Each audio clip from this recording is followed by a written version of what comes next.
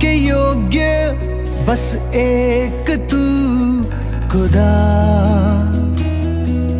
कोई नहीं है सिंहासन के योग्य बस एक तू राजा। कोई नहीं है आदर के योग्य बस एक तू खुदा।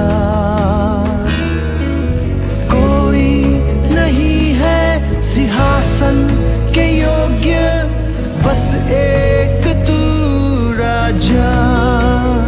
सारा आदर सारी महिमा तुझको मिले यीशु। सारा आदर सारी महिमा तुझको मिले यीशु।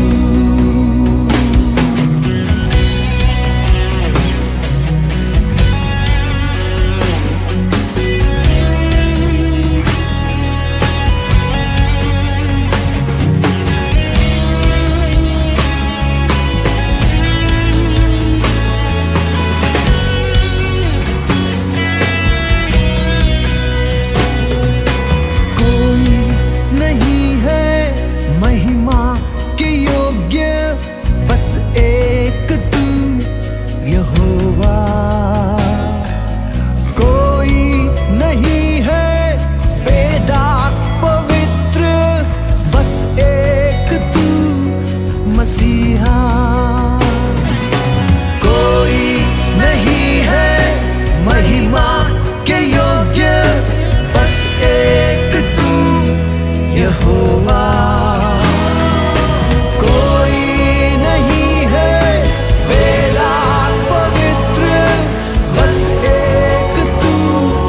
मसीहा सारा आदर सारी महिमा तुझको मिले यीशु। सारा आदर सारी महिमा तुझको मिले यीशु। नाम यीशु का ऊंचा, नाम यीशु का ऊंचा, नाम यीशु का ऊंचा, नाम यीशु। नाम यीशु का ऊंचा, नाम यीशु का ऊंचा, नाम यीशु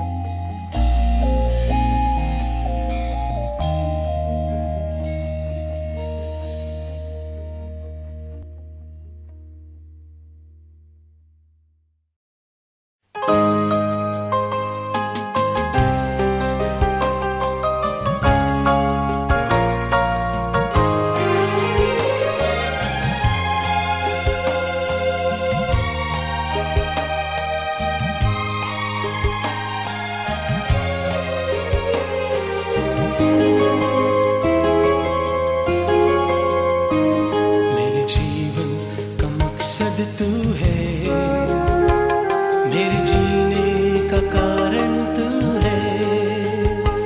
मैं जीऊं या मरूं वो तेरे लिए है, तू मेरा प्रभु।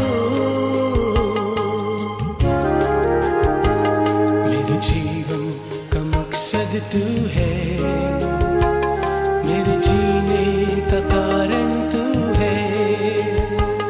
मैं जीऊं या मरूं वो तेरे लिए है, तू मेरा प्रभु।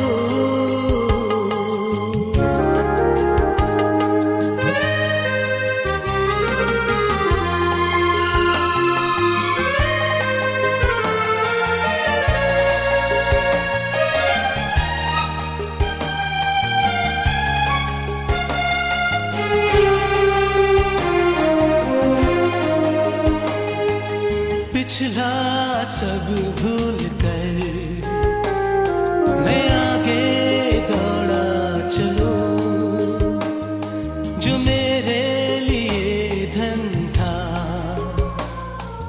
उसको मैं त्याग दूं। पिछला सब भूल कर मैं आगे दौड़ा चलूं, जो मेरे लिए धन था उसको मैं त्याग दूं, कि मैं पाऊं उससे पुरस्कार। दौड़ा मैं जाऊं कि मैं पाऊं उससे पुरस्कार। दौड़ा मैं जाऊं, मैं जीऊं या मरूं वो तेरे लिए है, तू मेरा प्रभु। मेरे जीवन का मकसद तू है, मेरे जीने का कारण तू है। मैं जीऊं या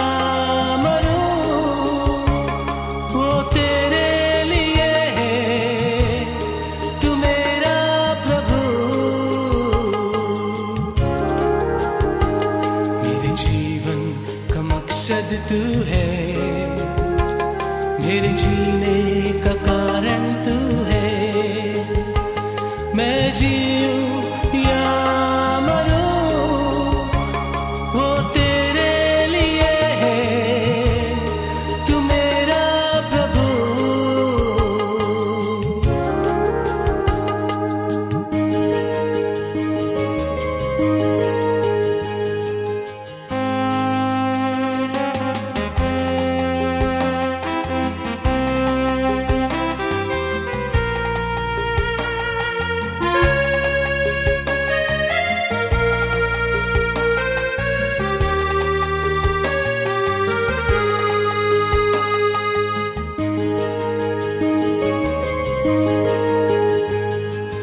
मुझ पर हुई है कृपा, बेकार न जाने दूं। जिसने मुझे है चुना उसकी ओर मैं बढ़ूं। मुझ पर हुई है कृपा, बेकार न जाने दूं। जिसने मुझे है चुना उसकी ओर मैं बढ़ूं। देखूं तेरी सलीब पर खींचा मैं जाऊं। देखूं तेरी सलीब पर खींचा मैं जाऊं। मैं जीऊं या मरूं वो तेरे लिए है, तू मेरा प्रभु। मेरे जीवन का मकसद तू है, मेरे जीने का कारण तू है। मैं जीऊं या मरूं वो तेरे लिए है। तू मेरा प्रभु, मेरे जीवन का मकसद तू है। मेरे जीने का कारण तू है। मैं जीऊं या मरूं वो तेरे लिए है।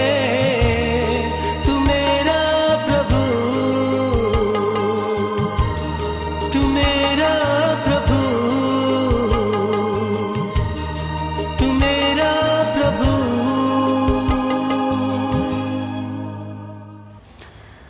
આ સુંદર સમય માટે ફરીને એક વખતે ઈશ્વર પિતાનો આભાર માનીએ છીએ, ઈશ્વરના નામને ધન્યવાદ આપીએ છીએ.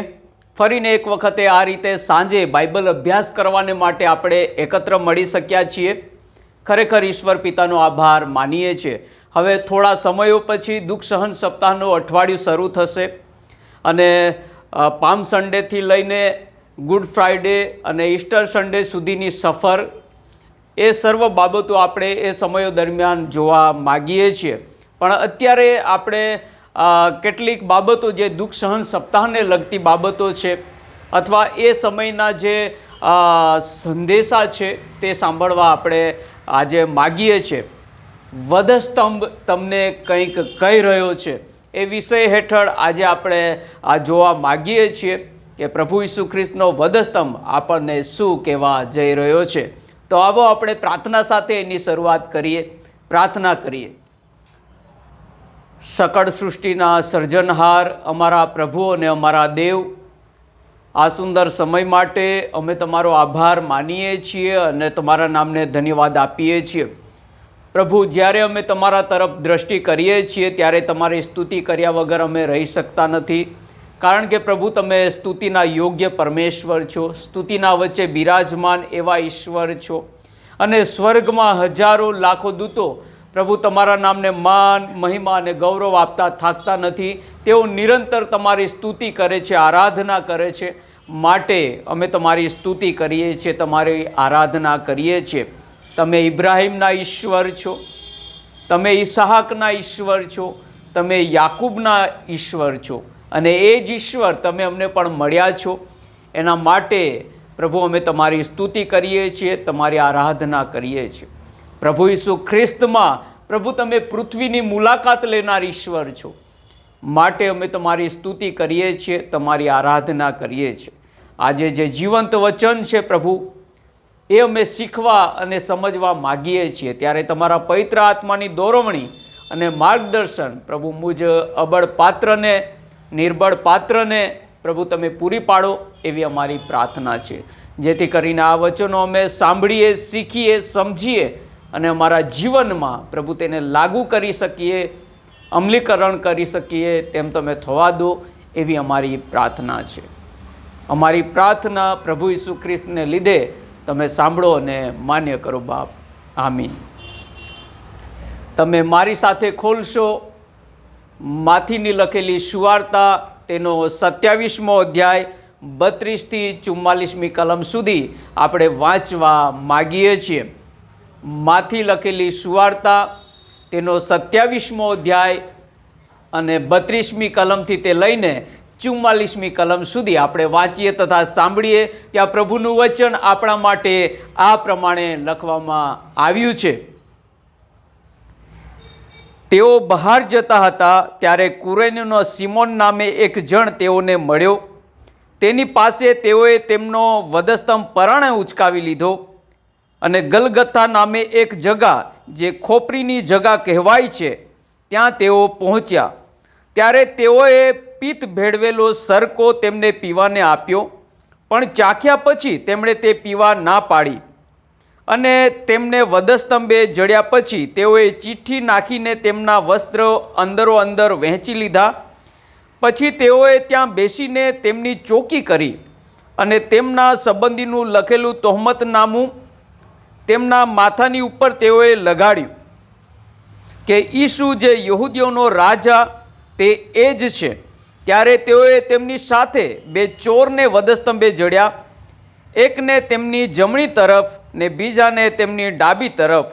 અને પાસે થઈને જનારાઓએ પોતાના માથા હલાવતા તથા તેમની મસ્કરી કરતા કહ્યું, અરે મંદિરને પાડી નાખનાર તથા તેને 3 દિવસમાં બાંધનાર, તું પોતાને બચાવ. જો તું ઈશ્વરનો દીકરો હોય તો વધસ્તંભ પરથી ઉતરી આવ. અને તે જ રીતે મુખ્ય યાજકોએ પણ શાસ્ત્રીઓ તથા વડીલો સહિત મસ્કરી કરતા કહ્યું, બીજાઓને તેણે બચાવ્યા પણ પોતાને તે બચાવી નથી શકતો. એ તો ઇઝરાયલનો રાજા છે. તે હમણાં વધસ્તંભ પરથી ઉતરી આવે એટલે અમે તેના પર વિશ્વાસ કરીશું. તે ઈશ્વર પર ભરોસો રાખે છે.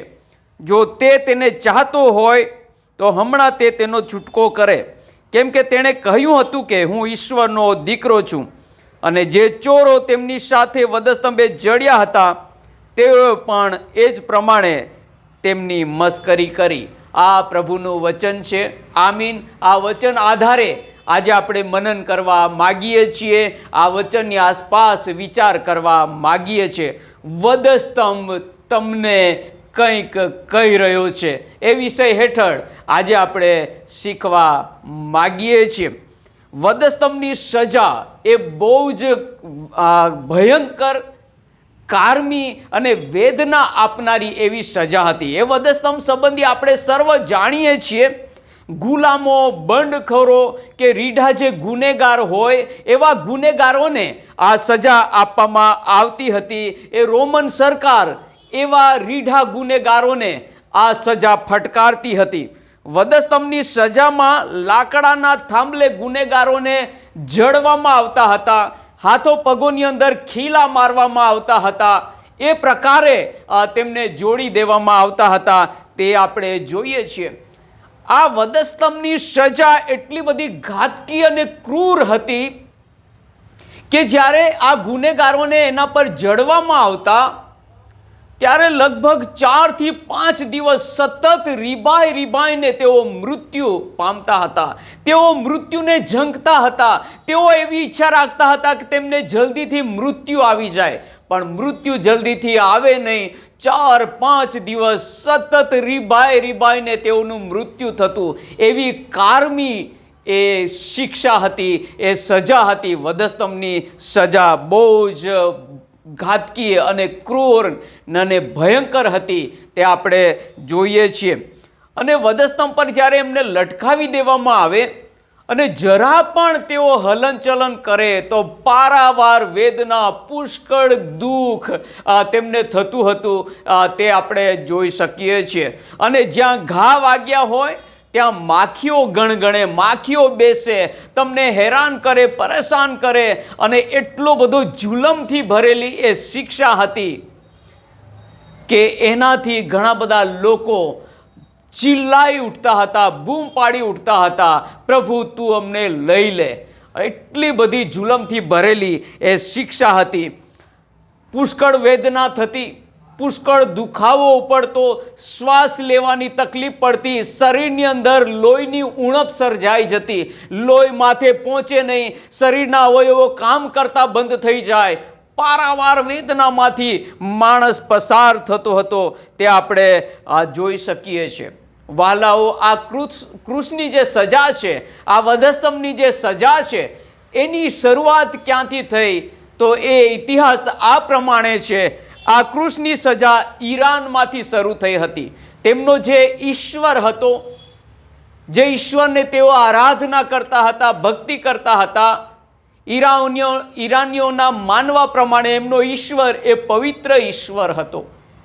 માટે કોઈ પણ રીઢા ગુનેગારને તેઓ સજા કરતા ત્યારે તેનું મૃત્યુ જમીન પર ન થાય, કારણ કે એ જમીન એમના ઈશ્વરને માટે, અજર મજદા નામનો ઈશ્વર, એના માટે જમીન ખૂબ જ પવિત્ર મનાતી હતી. અને માટે એ જમીન પર એનું લોહી ના પડે, એ જમીન પર એનું ખૂન નહીં પડે, રક્ત નહીં પડે, માટે એવા પ્રયત્ન કરતા કે એને અધ્ધર લટકાવીને મારી નાખતા હતા. અને ત્યાર પછી એ સજા કારથેજ ગઈ અને ત્યારબાદ રોમનોએ એ સજા સ્વીકારેલી આપણે જોઈએ છીએ. રોમન સરકાર દ્વારા એ સજા સ્વીકારવામાં આવી અને એ રીતે રીઢા ગુનેગારોને એ શિક્ષા કરવામાં આવતી હતી. એવા જ એક વધસ્તંભ પર તમને અને મને બચાવવાને માટે આવેલા ઈશ્વરને, પ્રભુ ઈસુ ખ્રિસ્તને એવા જ એક વધસ્તંભ પર જડી દેવામાં આવ્યા.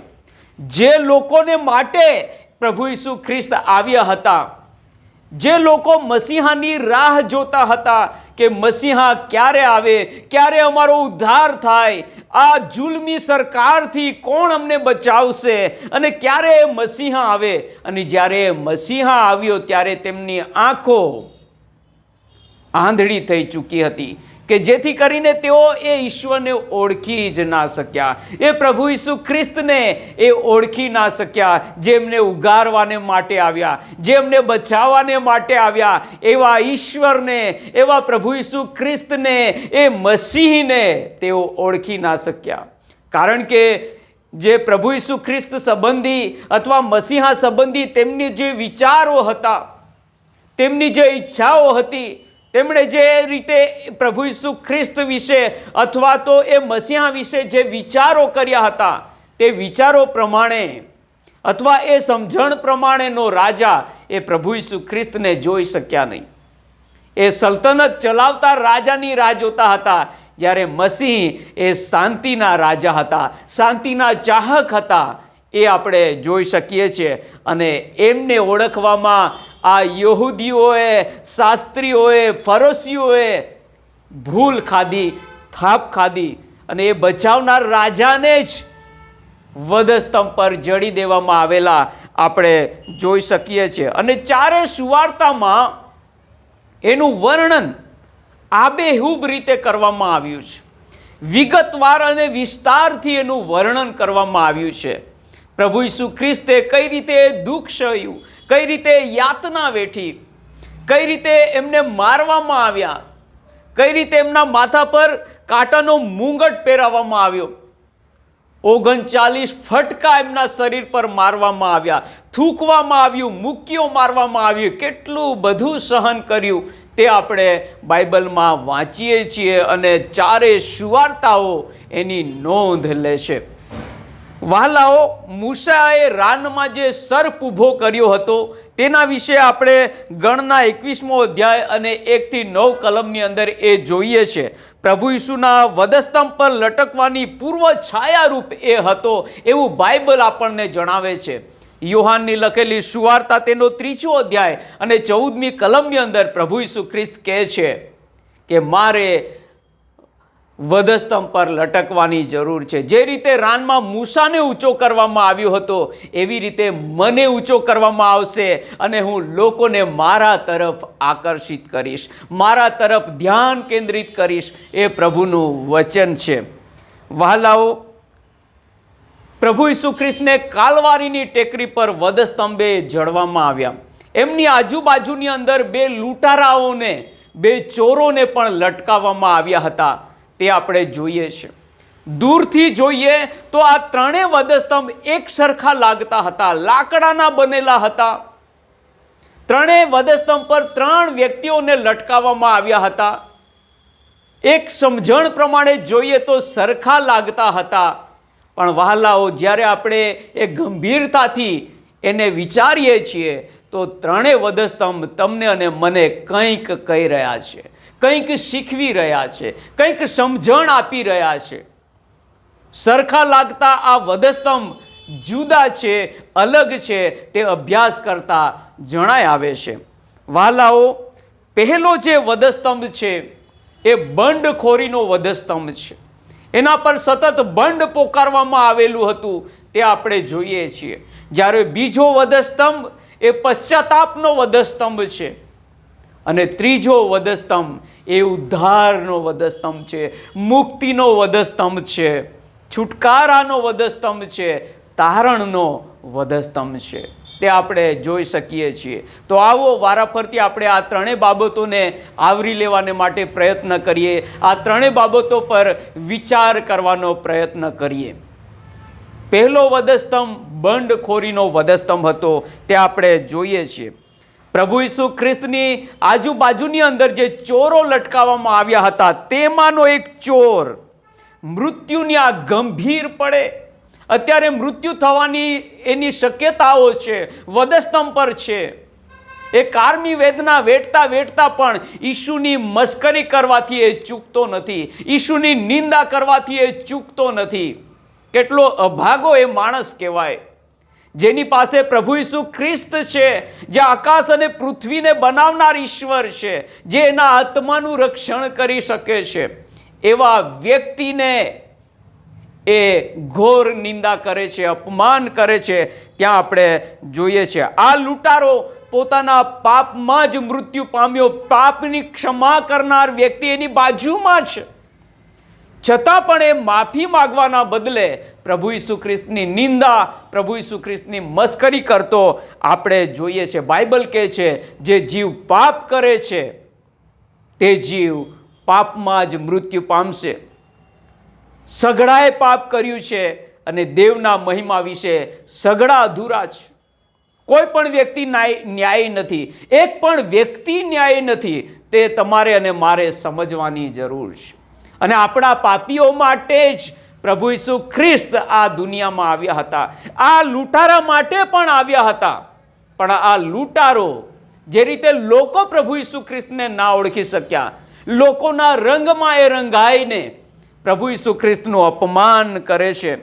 કુટુંબમાં બાળકોને યોગ્ય શિક્ષણ નહીં મળે, સારા સંસ્કારો નહીં મળે, ત્યારે આવી બધી ઘટનાઓ બનતી હોય છે, આવી બધી પરિસ્થિતિઓ ઊભી થતી હોય છે.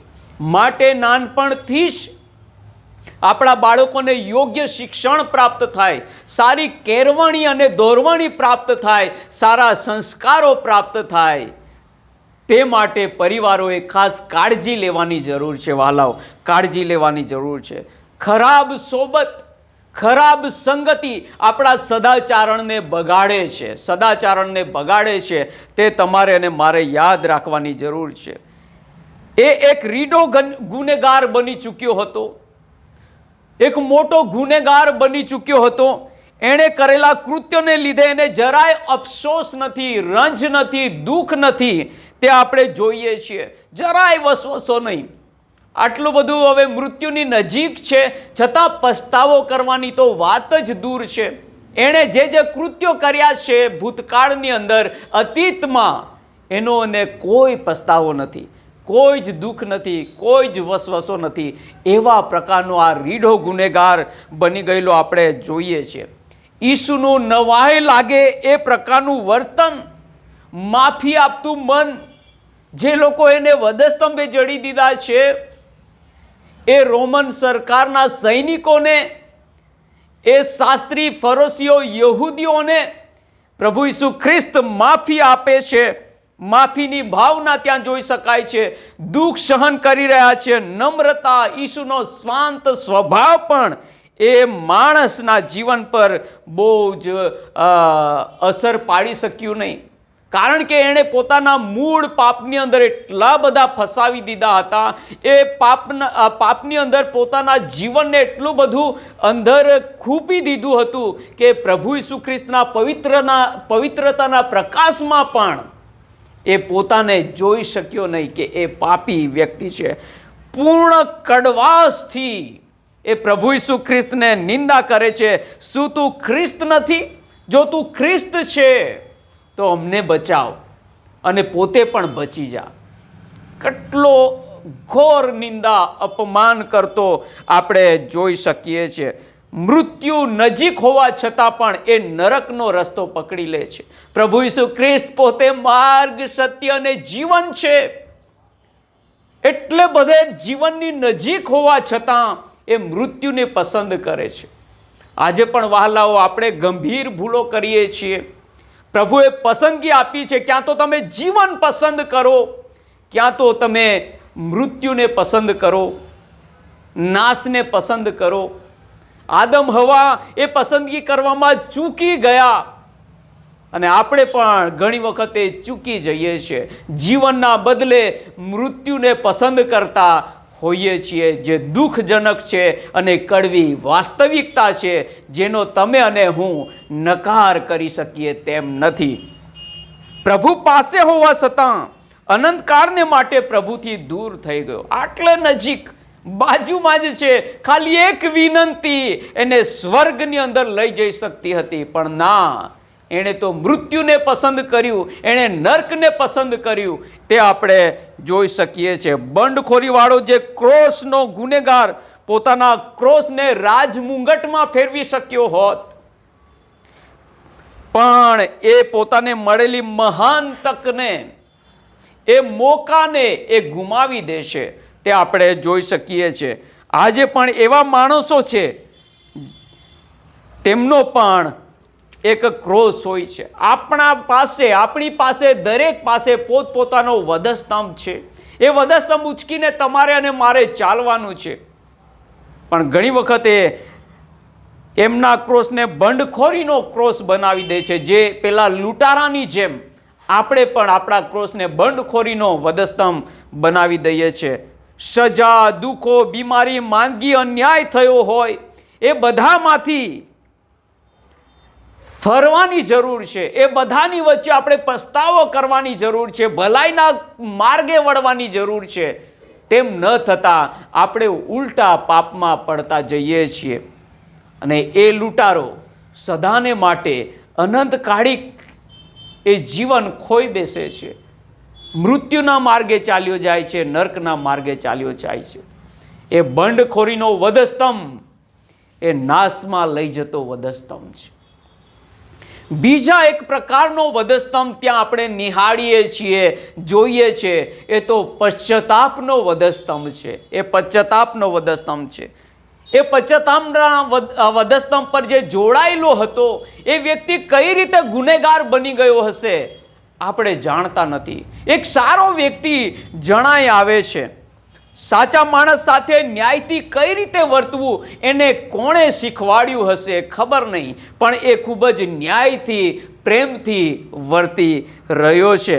વર્ષોથી આ ગુનેગાર પણ પાપમાં જ જીવ્યો અને પાપમાં જન્મ્યો હતો, પણ એનામાં ભલાઈ છે, એનામાં સારું વિચારવાની ક્ષમતા છે અને એ સારું વિચારી શકે છે.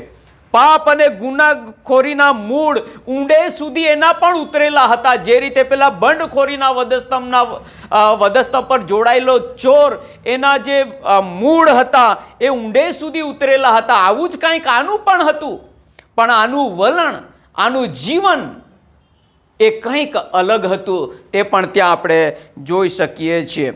ભલા અને ન્યાયી માણસને ઓળખવાની સમજ એની પાસે છે, તે પણ આપણે ત્યાં નિહાળી શકીએ છીએ. પ્રભુ ઈસુને વધસ્તંભ પર પોતાની નજરે સાક્ષાત નિહાળ્યા હતા, બાજુમાં છે. એમણે જોયું કે કઈ રીતે પ્રભુ ઈસુ ખ્રિસ્ત દુઃખ સહન કરી રહ્યા છે, યાતના વેઠી રહ્યા છે. આટલા બધા દુઃખોની વચ્ચે પણ કેટલી બધી નમ્રતા એમના જીવનમાં છે. નમ્રતાથી ભરપૂર, નમ્રતાનો અદ્ભુત નમૂનો પ્રભુ ઈસુ ખ્રિસ્ત ત્યાં પૂરા પાડી રહ્યા છે. લોકો પરનો પ્રેમ, પ્રભુ ઈસુ ખ્રિસ્તના પ્રેમની પરાકાષ્ઠા એ વધસ્તંભ પર એ જોઈ શકે છે. એ વધસ્તંભ પર એ જોઈ શકે છે. લોકોને માફી આપતું હૃદય, હે બાપ તું એવોને માફ કર.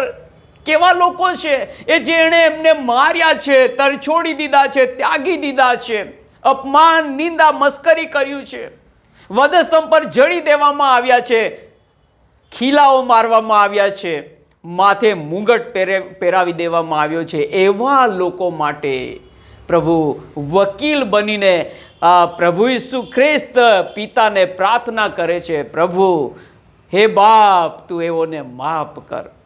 શું આપણે આવી પરિસ્થિતિની અંદર આપણા દુશ્મનોને માફ કરી શકીએ છીએ? પ્રભુએ એક ઉત્તમ નમૂનો આપ્યો છે કે એ શક્ય છે. જો તમે ચાહો તો પ્રભુની સહાયથી એ કરી શકો છો. જેમનું આધ્યાત્મિક જીવન અથવા લેવલ ઊંચું છે, એ વ્યક્તિઓ જ આ પ્રકારનું વર્તન કરી શકે છે. તે આપણે જોઈએ છીએ.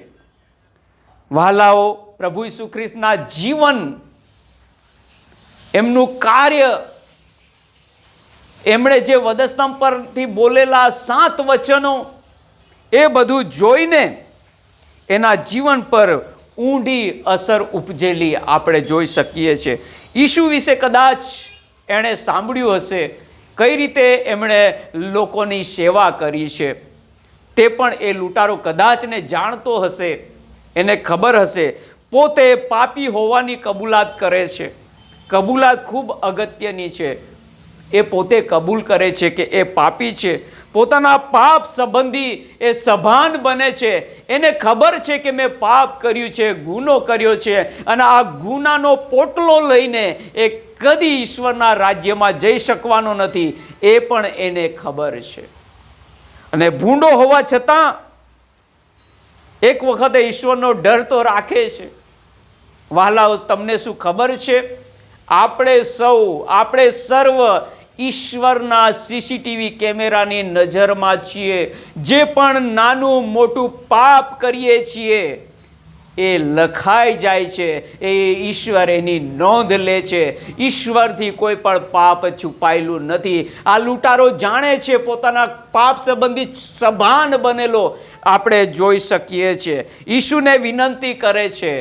મરતો ચોર થોડીક પળો એના જીવનમાં છે ઈસુ સાથે વિતાવવાની, અને પ્રભુએ એને કહ્યું, પ્રભુને એ વિનંતી કરે છે, હે ઈસુ, તારા રાજ્યમાં તું મને યાદ કરજે. એ ચોર પ્રભુ ઈસુ ખ્રિસ્તના 1000 વર્ષના રાજ્યને યાદ કરે છે અને કહે છે, મને એ રાજ્યમાં યાદ કરજે, યાદ રાખજે, એ રાજ્યની અંદર મને લેજે. વહાલાઓ, પ્રભુ ઈસુ ખ્રિસ્ત એને કહે છે, આજે જ તું મારી સાથે પારાદેશમાં હોઈશ. જેઓ ઈશ્વરને ઓળખે છે, જાણે છે, પ્રભુ એ તકલીફમાંથી એમને છોડાવી લે છે. વધસ્તંભ પર 4-5 દિવસ રીબાઈને લોકો મરતા હતા, પણ તેને તે જ દિવસે પારાદેશમાં લેવાની ખાતરી પ્રભુએ આપી હતી. તે આપણે જોઈએ છે. આ લૂંટારાને તક મળી, તેનો ભરપૂર ઉપયોગ કરે છે અને પોતાની જાતને એ બચાવી લે છે. એવી તક કદાચ ફરીને એને ના મળી હોત, પણ એ તકનો ઉપયોગ કરીને તે પોતાની જાતને બચાવે છે, પારાદેશને પોતાનું બનાવી લે છે. વહાલાઓ, તેનો પસ્તાવો સાચો હતો. ખરા હૃદયથી તેણે પસ્તાવો કર્યો, કબૂલાત કરી હતી, અને માટે તેને ઈશ્વરની કૃપા, ઈશ્વરનો અનુગ્રહ તેને પ્રાપ્ત થયેલો આપણે જોઈએ છે. પશ્ચાતાપનો વધસ્તંભ શીખવે છે, ઈશ્વર ઘણીવાર દુઃખના માર્ગે કે દુઃખો આપીને, માંદગી આપીને તમને અને મને કંઈક શીખવવા માગે છે. ઈશ્વરની પાસે તમને અને મને દોરી લઈ જવા માગે છે. દરેકે પોતાનો વધસ્તંભ ઉચકવો પડશે. દરેક પાસે પોતપોતાનો વધસ્તંભ છે. શું આપણા વધસ્તંભને પશ્ચાતાપનો વધસ્તંભ બનાવવાની તૈયારી છે આપણી? આજે આપણે પોતાની જાતને તપાસીએ, આત્મમંથન કરીએ. શું મારો વધસ્તંભ એ પશ્ચાતાપનો વધસ્તંભ છે કે જે મારફતે હું ઈસુની પાસે જઈ શકું, જે મારફતે હું પારાદેશને મારું પોતાનું કરી લઉં, જે મારફતે હું અનંત જીવન પ્રાપ્ત કરી શકું? પશ્ચાતાપ તમને અને મને ઈશ્વરની પાસે દોરી લઈ જાય છે. ઈશ્વરની પાસે આવવાને માટે મદદ કરે છે. માટે આપણો વધસ્તંભ એ પશ્ચાતાપનો વધસ્તંભ બને એવા પ્રયત્નો તમારે અને મારે કરવાની જરૂર છે. ત્રીજો જે વધસ્તંભ છે એ ઉદ્ધારનો વધસ્તંભ છે, છુટકારો આપતો વધસ્તંભ છે, તારણ આપતો વધસ્તંભ, મુક્તિ આપતો વધસ્તંભ છે, જેના પર પ્રભુ ઈસુ ખ્રિસ્તને લટકાવવામાં આવ્યા છે. પ્રભુ ઈસુ ખ્રિસ્તને લટકાવવામાં આવ્યા છે. પ્રભુ ઈસુ ખ્રિસ્ત જગતના તારણહાર તરીકે પાપને ખાતર તેઓ મૃત્યુ પામ્યા છે. પાપને માટે તેમણે પોતાને આપી દીધા છે, અર્પી દીધા છે. તેમણે પોતાનું બલિદાન આપ્યું છે, તેમણે પોતાની કુરબાની આપી છે. તે આપણે જોઈ શકીએ છીએ. તેમના મૃત્યુ દ્વારા તમને અને મને જીવન મળ્યું છે. उसकी मौत के द्वारा हमें जीवन मिला है, ये हमें याद रखने की आवश्यकता है. 3 ક્રોસમાં વચલો વધસ્તંભ એ ઉદ્ધારનો વધસ્તંભ છે, મુક્તિનો વધસ્તંભ છે, પવિત્ર વધસ્તંભ છે. શરૂઆતમાં આ વધસ્તંભ એ અપમાનનો, શરમનો અને દુષ્ટતાનું પ્રતીક હતું. પણ પ્રભુ ઈસુ ખ્રિસ્તના એ ક્રોસ પરના બલિદાનને કારણે એ આખી વધસ્તંભની જે વ્યાખ્યા છે એ બદલાઈ જાય છે. શરમ, દુષ્ટતા અને અપમાનનું પ્રતીક અત્યારે ઉદ્ધારનું પ્રતીક બની ગયું છે. અને જેઓ એ તરફ દ્રષ્ટિ કરે છે, પ્રાર્થના કરે છે, વિનવે છે પ્રભુને, પ્રભુ આજે પણ માફી આપવાને માટે તૈયાર છે. તેઓ હાથ પસારીને ઊભા છે માફી આપવાને માટે. તો તમારે અને મારે એ માફી મેળવી લેવાની જરૂર છે, એ ઉદ્ધાર મેળવી લેવાની જરૂર છે. ઉદ્ધાર મેળવવાને માટે તમારે અને મારે વધારે કાંઈ કરવાની જરૂર નથી. પ્રભુ કહે છે માત્ર વિશ્વાસ દ્વારા તમને અને મને ઉદ્ધાર મળી શકે તેમ છે. એ બાઇબલ તમને અને મને જણાવે છે. ખ્રિસ્તનો વધસ્તંભ એ ઈશ્વર સાથે સુમેળ અને માનવ સાથે મનમેળ બતાવે છે. માત્ર ખ્રિસ્તનો વધસ્તંભ જ આ દુનિયાને પાપમાંથી બચાવી શકે છે, પાપમાંથી ઉદ્ધાર આપી શકે છે, છુટકારો આપી શકે છે. તમને અને મને પોતાના લોહી દ્વારા ખરીદી લેવામાં આવ્યા છે વહાલાઓ. તેમના લોહીથી તમને અને મને સાજાપણું મળ્યું છે. રક્ત વહેવડાવ્યા વગર પાપોની માફી નથી, એ માટે તેમણે પોતાનું પવિત્ર, નિર્દોષ, શુદ્ધ લોહી વહેવડાવ્યું છે અને તમને અને મને પાપોની માફી આપી છે. તે આપણે જોઈએ છે. પ્રભુ ઈસુનો વધસ્તંભ એ માફીનો વધસ્તંભ છે. માફી ત્યાંથી આપી. પ્રેમનો વધસ્તંભ છે. પ્રેમની પરાકાષ્ઠા એ વધસ્તંભ પર આપણે જોઈ શકીએ છીએ. ઈશ્વર સાથે સમાધાનનો વધસ્તંભ છે. જેવો પ્રભુ ઈસુ ખ્રિસ્તે પ્રાણ છોડ્યો, જે મંદિરની અંદર પડદો હતો ઈશ્વર અને લોકો વચ્ચે, એ પડદો ફાટી જાય છે અને તમે અને હું સીધા પ્રભુ ઈસુ ખ્રિસ્ત પાસે, એ ઈશ્વર પિતા પાસે જઈ શકીએ છીએ. પ્રભુ ઈસુ ખ્રિસ્ત આપણો વધસ્તંભ છે. એ વિજયનો વધસ્તંભ છે. શેતાનને ત્યાં કચડી નાખવામાં આવેલો આપણે જોઈ શકીએ છીએ. એનું માથું કચડી નાખ્યું. એ શેતાન પર એ વિજય ત્યાં આગળ જોઈ શકીએ છીએ વહાલાઓ. પ્રભુ ઈસુ ખ્રિસ્ત જે કરવા માટે આવ્યા હતા, એ ઉદ્ધાર આપવાને માટે આવ્યા હતા, એ કાર્ય એ વધસ્તંભ પર, એ ઉદ્ધારના વધસ્તંભ પર પ્રભુ ઈસુ ખ્રિસ્તે પૂર્ણ કરેલું આપણે જોઈ શકીએ છીએ. જે કોઈ પોતાનો વધસ્તંભ ઉચકીને મારી પાછળ ચાલતો નથી, તે મારો શિષ્ય થઈ શકતો નથી. એ વધસ્તંભ ઉચકીને તેની પાછળ ચાલવાની જરૂર છે. આ વધસ્તંભ જ્યારે આપણે ઉચકીને ચાલીએ છીએ ત્યારે ઘણી બધી બાબતોનો ત્યાગ કરવો પડે છે, ઘણું બધું છોડવું પડે છે, જતું કરવું પડે છે. સમર્પણની ભાવના તમારે અને મારે અપનાવવી પડે છે. પાપોની માફી માગીને પૂર્ણ પશ્ચાતાપ સાથે એ વધસ્તંભની પાસે જવાની જરૂર છે. બધાનો એક એક વધસ્તંભ છે વહાલાઓ, તમારી પાસે અને મારી પાસે પણ. શું આપણો વધસ્તંભ બંડખોરીનો વધસ્તંભ છે? આજે તમારે અને મારે તપાસવાની જરૂર છે, આત્મમંથન કરવાની જરૂર છે. મારો જે વધસ્તંભ છે એ કયો વધસ્તંભ છે? બંડખોરીનો વધસ્તંભ છે તો તમારે અને મારે ચેતવાની જરૂર છે. કારણ કે એ બંડખોરીનો વધસ્તંભ એ સ્વર્ગના રસ્તાને, સ્વર્ગના એ દરવાજાને બંધ કરી દે છે વહાલાઓ. સાંકડા માર્ગને બદલે ચોડો માર્ગ તમને અને મને નાશના માર્ગે લઈ જાય છે. જ્યારે સાંકડો માર્ગ, એ સાંકડો દરવાજો તમને અને મને સ્વર્ગ તરફ લઈ જાય છે. બંડખોરીનો વધસ્તંભ એને ઉતારીને ફેંકવાની જરૂર છે. શું આપણો વધસ્તંભ પશ્ચાતાપનો વધસ્તંભ બની શકે છે? એ મરતા ચોરે છેલ્લા સમયે પસ્તાવો કર્યો. એ ચોરને તક મળી છેલ્લામાં છેલ્લી. તો આપણે એવું સમજવાની ભૂલ ના કરીએ કે એ ચોરની જેમ આપણે છેલ્લે પસ્તાવો કરી લઈને સ્વર્ગના રસ્તે પડી જઈશું. ના, એના માટે એક તક હતી. આપણા માટે ઈશ્વરે આખું જીવન આપી દીધું છે. આ જીવન ઈશ્વરના મહિમાને માટે ઉપયોગી થાય તો કેવું. આ શરીર દ્વારા, આ જીવન દ્વારા, આપણા મન દ્વારા, હૃદય દ્વારા ઈશ્વરનો મહિમા થાય તો કેવું સારું. એ પ્રકારે જીવન જીવવા પ્રભુ આપણને સહાયતા કરે. વહાલાઓ, આ પશ્ચાતાપનો વધસ્તંભ તમને અને મને ઉદ્ધારના વધસ્તંભની પાસે લઈ જાય છે, જે વધસ્તંભ પર પ્રભુ ઈસુ ખ્રિસ્ત છે. તમારે ને મારે પસ્તાવો કરવાની જરૂર છે. જે ખરા હૃદયથી, સાચા હૃદયથી પસ્તાવો કરે છે તો આપણો ઈશ્વર એ પાપોની માફી આપવાને માટે તૈયાર છે. તે પણ આપણે જોઈ શકીએ છીએ. તો પ્રભુ ઈસુના પ્રેમાળ છાયામાં તમારો અને મારો ઉદ્ધારનો, મુક્તિનો, તારણનો, છુટકારાનો ક્રોસ બની જશે.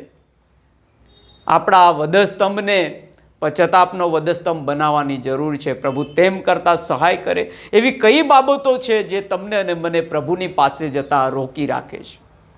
એવી કઈ બાબતો છે એ ઉદ્ધારના વધસ્તંભ પાસે જતા અટકાવી રહી છે? આપણા જીવનોમાં આજે તપાસ કરીએ અને સંપૂર્ણ શુદ્ધતા, પવિત્રતાથી પ્રભુની પાસે જઈએ, પસ્તાવો કરીએ. પ્રભુ તમને અને મને માફી આપે, નવું જીવન જીવવાને માટે પ્રેરણા, બળ પૂરું પાડે. એ જ મારી પ્રાર્થના છે. દુઃખ સહન સપ્તાહના આ સમયોની અંદર મારું ખાતરીપૂર્વકનું માનવું છે આ વચન ચોક્કસ આપણને આશીર્વાદો પૂરા પાડશે, હૂંફ અને ઉત્તેજન પૂરું પાડશે, આપણા જીવનને પ્રભુ તરફ દોરી જશે. પ્રભુ તેમ કરવા સહાયતા કરો. આવો આપણે પ્રાર્થના કરીએ. અમારા પ્રેમાળ અને કૃપાળુ ઈશ્વર પિતા, આ સુંદર સમય માટે અમે તમારા આભારી છીએ. પ્રભુ, તમારું દિવ્ય અને પવિત્ર વચન આજે અમે શીખ્યા, સમજ્યા છીએ. વધસ્તંભ આજે કંઈક કહી રહ્યો છે. પ્રભુ, 3 પ્રકારના વધસ્તંભ. બંડખોરીનો એ વધસ્તંભ જે સીધો નાશમાં લઈ જાય છે, નરકમાં લઈ જાય છે, મૃત્યુ તરફ લઈ જાય છે. પશ્ચાતાપનો એ વધસ્તંભ એ પ્રભુ ઈસુ ખ્રિસ્ત તરફ લઈ જાય છે, ઉદ્ધારના વધસ્તંભ તરફ લઈ જાય છે. એ ઉદ્ધારનો વધસ્તંભ આજે પણ ઉદ્ધાર આપવાને માટે તૈયાર છે. એ પ્રભુ તમને અને મને માફી આપવાને માટે તૈયાર છે. ત્યારે પ્રભુ અમે પ્રાર્થના કરીએ છીએ, પસ્તાવો કરવાને માટે મન પૂરું પાડો, એવું હૃદય આપો. તમે જેવા શુદ્ધ છો, તમે જેવા પવિત્ર છો, એવા પવિત્ર અમે થઈએ એવું તમે ઈચ્છો છો પ્રભુ. ત્યારે સંપૂર્ણ પશ્ચાતાપ સાથે અમે તમારા વધસ્તંભની પાસે આવી શકીએ, જે ઉદ્ધારનો વધસ્તંભ છે. તેની પાસે આવવાને માટે મદદ કરો. તમારા એ રાજ્યની અંદર પ્રભુ અમને પણ યાદ કરજો. એ રાજ્યની અંદર અમને પણ લેજો, સહભાગી બનાવજો, એવી અમારી પ્રાર્થના છે. વચન શીખવા, સમજવાને માટે કૃપા આપો. પ્રાર્થના ઈસુ પ્રભુને લીધે સાંભળો અને માન્ય કરો બાપ. આમીન.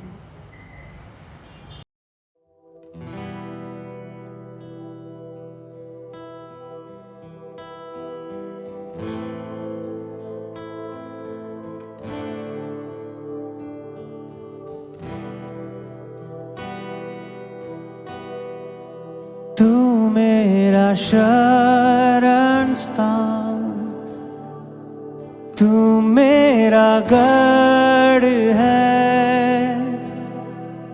संकट में मेरा दोस्त, तू मेरा प्रभु. Father, we just confess, Jesus, we confess that you are our friend, that you are our refuge, strong tower. Hallelujah. तू मेरा शरण स्थान, तू मेरा गढ़ है, संकट में मेरा दोस्त, तू मेरा प्रभु. तू मेरा शरण स्थान, तू मेरा गढ़ है, संकट में मेरा दोस्त, तू मेरा प्रभु. आराधना करूं मैं पूरे दिल से मैं तुझे ढूंढूंगा, संपूर्ण जीवन में तेरी सेवा करूंगा। तन मन और धन से मैं हूँ यहाँ, मैं हूँ यहाँ प्रभु, मैं हूँ यहाँ प्रभु, मैं हूँ यहाँ प्रभु, मैं हूँ यहाँ, मैं हूँ यहाँ प्रभु, मैं हूँ यहाँ प्रभु, मैं हूँ यहाँ प्रभु, मैं हूँ यहाँ।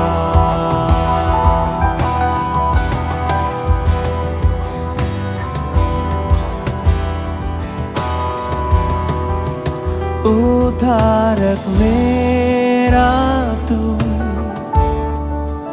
मेरी चंगाई है,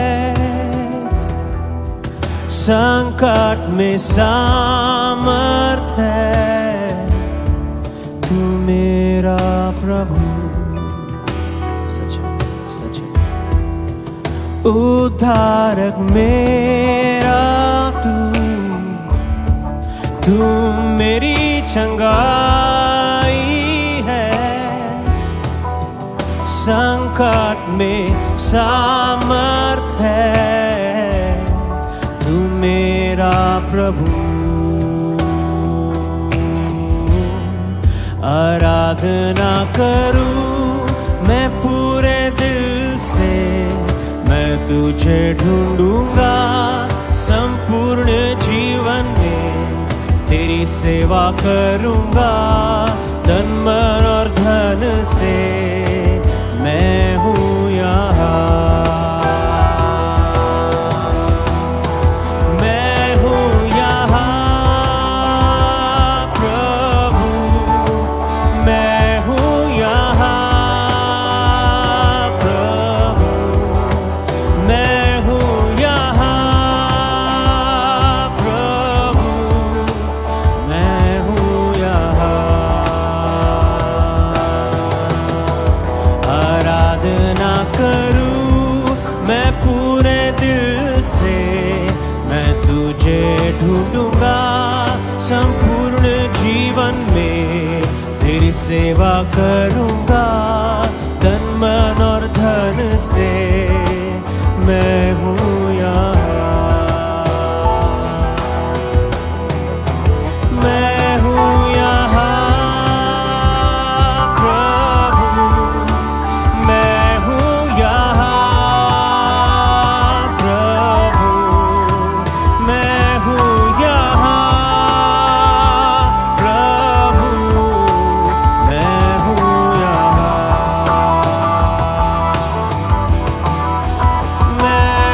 यहाँ,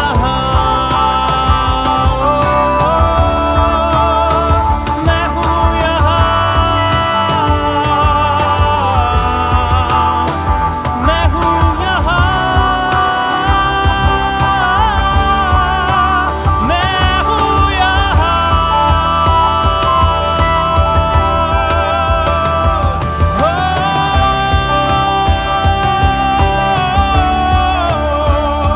मैं हूँ यहाँ, मैं हूँ यहाँ, मैं हूँ यहाँ, मैं हूँ यहाँ, मैं हूँ यहाँ, मैं हूँ यहाँ।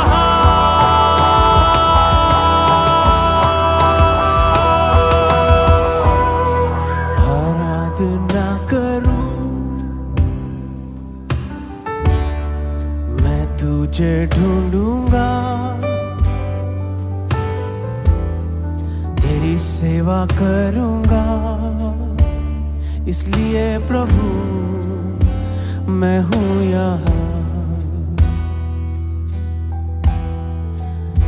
मेरे लिए तू हमेशा रहा है, हमेशा रहा है, तो फिर मैं हमेशा तेरी आराधना क्यों ना करूं, क्यों ना करूं। हो मैं हूँ यहाँ,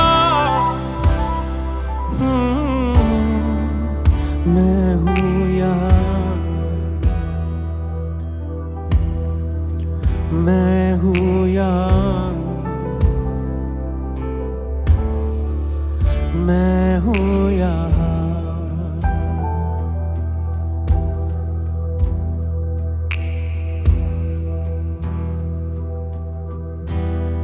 मैं केवल तुझसे प्रेम करूं, मैं केवल तुझसे प्रेम करूं, मैं केवल तुझसे प्रेम करूं और पीछे ना हटूं। मैं केवल तुझसे प्रेम करूं, मैं केवल तुझसे प्रेम करूं, मैं केवल तुझसे प्रेम करूं और पीछे ना हटूं। तेरे ही मार्ग पर चलूं, तेरी ही महिमा मैं गाऊं, तेरे ही सामने झुकूं।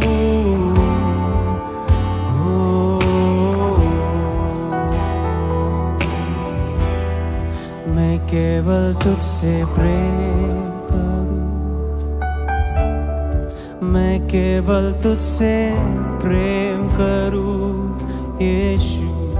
मैं केवल तुझसे प्रेम करूं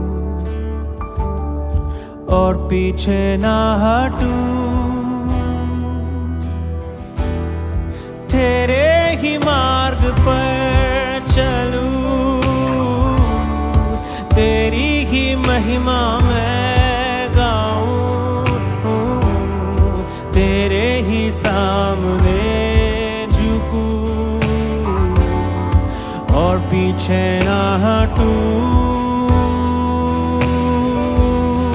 तेरे ही मार्ग पर चलूं, तेरी ही महिमा मैं गाऊं, तेरे ही सामने झुकूं और पीछे ना हटूं, और पीछे ना हटूं, और पीछे ना हटूं। क्योंकि मैं हूँ यहाँ मेरे प्रभु यीशु, मैं हूँ यहाँ, मैं हूँ यहाँ, मैं हूँ यहाँ, मैं हूँ यहाँ, मैं हूँ यहाँ। तेरे ही मार्ग पर चलूं, तेरी ही महिमा मैं गाऊं, तेरे ही सामने झुकूं और पीछे ना हटूं। तेरे ही मार्ग पर चलूं, तेरी ही महिमा मैं